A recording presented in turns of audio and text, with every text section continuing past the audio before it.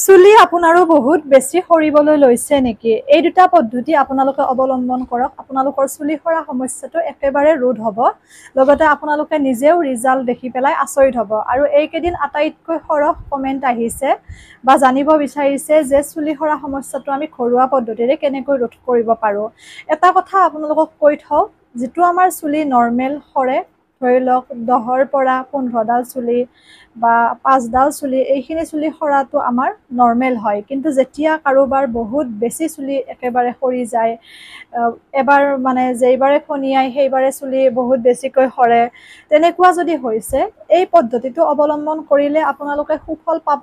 আৰু যদি কিবা কাৰণত কোনোবাই নাপায়ো, তেতিয়াহ'লে আপোনালোকৰ বেয়াও নহয়, কাৰণ যিহেতু বস্তুখিনি নেচাৰেল হয়। আৰু তেনেকুৱা যদি সমস্যা হৈছে, এবাৰ আপোনালোকে ডক্তৰৰ পৰামৰ্শ লোৱাটো অত্যন্ত জৰুৰী। কাৰণ আমাৰ চুলি সৰা বা স্কিনৰ বিভিন্ন প্ৰব্লেম অকল যে আমাৰ বাহ্যিক কাৰণত হয় তেনেকুৱা নহয়, আমাৰ বিভিন্ন ভিতৰুৱা আভ্যন্তৰীণ কাৰণৰ বাবেও হয়। গতিকে সেইবাবে আমাৰ যদি লগাতকৈ বহুত বেছি কিবা প্ৰব্লেম হয়, সেয়া লাগিলে চুলি সৰাই হওক, সেয়া লাগিলে স্কিনৰে হওক, সেয়া লাগিলে যিকোনোৱে নহওক, আমি ঘৰুৱা বস্তুখিনি ব্যৱহাৰ কৰাৰ উপৰিও, যিখিনি বস্তুত আমাৰ ছাইড ইফেক্ট নাই ঘৰুৱা, সেইখিনি বস্তু ব্যৱহাৰ কৰাৰ উপৰিও আমি ডক্তৰৰ পৰামৰ্শ লোৱাটো অত্যন্ত জৰুৰী।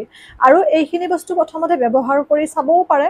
যদিহে আপোনালোকৰ নৰ্মেল কাৰণত চুলি সৰিছে, তেতিয়াহ'লে আপোনালোকৰ এইখিনি বস্তু ব্যৱহাৰ কৰোঁতে চুলি সৰাটো ৰোধ হ'ব। আৰু যদি নহয়, তেতিয়াহ'লে আপোনালোকে ডক্তৰৰ পৰামৰ্শ ল'ব। তাৰ বাবে আপোনালোকে চুলিত তেল লগাব লাগিব, কাৰণ বহুতে চুলিত তেল নলগায়। চুলিখিনিকো খাদ্যৰ প্ৰয়োজন, যেনেকৈ আমাক প্ৰয়োজন। গতিকে আপোনালোকে নাৰিকল তেলৰ কথাই কৈছোঁ, যিহেতু মই নিজে নাৰিকল তেল চুলিত ব্যৱহাৰ কৰোঁ। গতিকে আপোনালোকে সপ্তাহত দুদিনকৈ নহ'লেও এদিনকৈ হ'লেও নাৰিকল তেলেৰে ৰাতি শোৱাৰ আগত মাছাজ কৰিব। আৰু তেলটো আপোনালোকে গৰম কৰি ল'ব, যিটো আমাৰ হট অইলিং মাছাজ বুলি কয়। সেইটো চুলিৰ বাবে অত্যন্ত প্ৰয়োজনীয় হয়। চুলিখিনিৰ গ্ৰ'থ ভাল হয়, লগতে আপোনালোকৰ চুলিখিনি মজবুত হ'ব, আৰু চুলিখিনি সহজতে দীঘলো হ'ব, আৰু আপোনালোকৰ যি সৰা সমস্যা সেয়াও ৰোধ হ'ব। সপ্তাহত দুদিনকৈ যদি কৰিব পাৰে খুবেই ভাল, আৰু দুদিন নোৱাৰিলে এদিন হ'লেও কৰিব। নাৰিকল তেলটো খুব সুন্দৰকৈ গৰমাই ল'ব, হেতা এপাততো ল'ব পাৰে, বা যদি একেলগে আপোনালোকে পেন এখনত গৰম কৰি পেলাই ভৰাই থৈ দিয়ে বটলত, তাৰ পৰাও ব্যৱহাৰ কৰি থাকিব পাৰে। ঠাণ্ডা হোৱাৰ পিছত কিন্তু ব্যৱহাৰ কৰিব, গৰমে গৰমে নকৰিব, আৰু গৰমে গৰমে বটলতো নভৰাব। এইটো হৈছে আপোনালোকে ৰাতি শোৱাৰ আগত এনেকৈ খুব সুন্দৰকৈ চুলিখিনি মাছাজ কৰিব 10 মিনিট সময়, বা কোনোবাই যদি কৰি দিয়া মানুহ আছে দিব, আৰু নেক্সট দিনাখন চেম্পু কৰি দিব।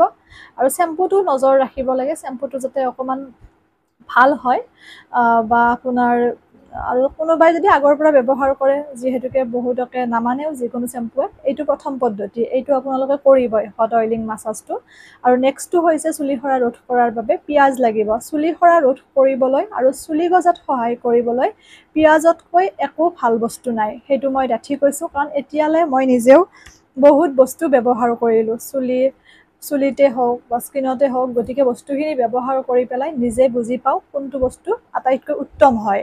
গতিকে পিঁয়াজ ল'ব, যদিহে চুটি চুলি হয় এটা পিঁয়াজ ল'ব, যদিহে দীঘল হয় 2টা পিঁয়াজ ল'ব। আৰু মেথি গুটি, যিটো পাঁচফোৰণত থাকে যে হালধীয়া হালধীয়া মেথি গুটি, সেই মেথি গুটি আপোনালোকে এক্সট্ৰাকৈও বজাৰত কিনিব পায়, আনি ল'ব। আৰু ৰাতি আপোনালোকে 2 চামুচ মেথি গুটি তিয়াই থ'ব, আৰু ৰাতিপুৱা সেই মেথি গুটিখিনিৰ লগত পিঁয়াজ 2টা দি পেলাই অকণমান পানীৰে সৈতে মিক্সিত খুব সুন্দৰকৈ পেষ্ট বনাব। পেষ্ট বনাই পেলাই আপোনালোকে চুলিখিনিত গুৰিৰ পৰা আগলৈকে, অকণমান পনীয়া হ'লেও কথা নাই, গতিকে আপোনালোকে লগাব চুলিখিনিত, লগাই পেলাই 2 ঘণ্টা সময় ৰাখিব, আৰু 2 ঘণ্টা সময় ৰাখি পেলাই ধুই দিব।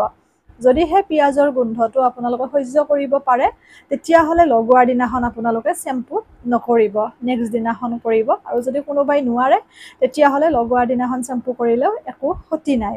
গতিকে আপোনালোকে ব্যৱহাৰ কৰিব মেথি গুটি আৰু পিঁয়াজ, অকণমান পানীৰ সৈতে পেষ্ট বনাব, বহুত বেছি ভাল হয় চুলিৰ বাবে। আপোনালোকে ৰিজাল্ট পোৱাটো 100% চিয়'ৰ, কাৰণ যিহেতুকে মোৰো এটা টাইমত চুলি বহুত সৰিছিল, আৰু পিঁয়াজ লগাই লগাই চুলিখিনি ঠিক হৈছে। গতিকে সেইবাবে নিজে ব্যৱহাৰৰ ভিত্তিত যিহেতু ভিডিঅ' এটা মই প্ৰস্তুত কৰোঁ, বা অধ্যয়নৰ ভিত্তিত, কাৰো একো অপকাৰ হ'ব নালাগে। যদি কিবা কাৰণত কাৰোবাৰ বেলেগ প্ৰব্লেমৰ বাবেও হৈছে, তেতিয়াও যাতে ক্ষতি নহয়, বস্তুখিনি যাতে একেবাৰে নেচাৰেল হয়, সেইটো লক্ষ্য ৰাখি ভিডিঅ' এটি আগবঢ়াওঁ। কথাখিনি বুজাই দিওঁ, বেয়া নাপাব। আপোনালোকে ব্যৱহাৰ কৰিব, ভিডিঅ'টি শ্বেয়াৰ কৰিব, যাতে সকলোৱে উপকৃত হ'ব পাৰে। এৰিছোঁ আজিলৈ, পুনৰ নতুন ভিডিঅ' এটিৰে লগ পাম।